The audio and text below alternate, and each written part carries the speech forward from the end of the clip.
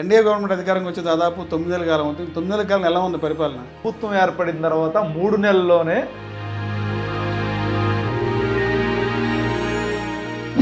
Group 2 నిరుద్యోగులు road మీద ధర్నాలు రాస్తారోకాలు చేస్తుంటే లోకేష్ గారు ఎక్కడ ఉన్నారు?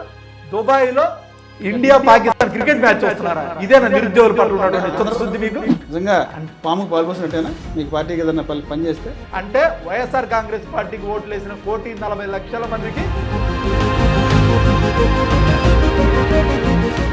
మీరు ఎన్ని ఉద్యోగాలు ఇచ్చారు గత 5 ఏళ్ల కాలంలో? నిరుద్యోగులు లక్షల ఉద్యోగాలు ఇచ్చాం దేశ చరిత్ర.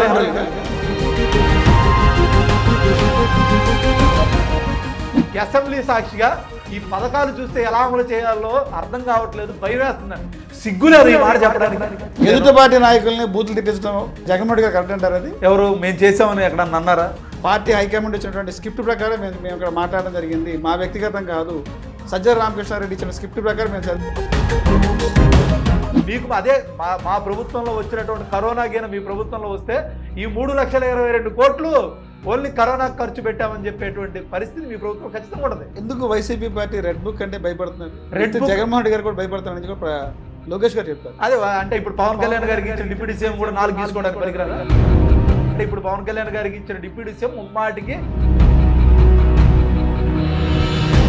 రమ్మనండి, ఇదే వరద బాధ్యతలు కాదు, రేపు ఇంకో కార్యక్రమం ఏదో జరిగింది కదా, మా నాయకుడు వస్తాడు ఆయన రమ్మనండి. ఏంటి సెలబ్రిటీ? ఇంతకన్నా దారుణంగా అధికారులు ఎవరైనా ఇట్లాంటి చర్యలు చేపడితే గుడ్డలో తెస్తామని చెప్పారు. అది ఎంతవరకు? పోలీసు కొంతమంది ఎవరైతే టీడీపీ పసుపు చొక్కాలు వేసినటువంటి విధంగా బిహేవ్ చేస్తున్నారో, నిబంధనలకు విరుద్ధంగా పోలీసు అధికారులు పసుపు చొక్కాలు వేస్తారు. ఆ విధంగా బిహేవ్ చేయలేదా? ఆ విధంగా బిహేవ్ ఎక్కడన్నా గతంలో సెక్షన్లకి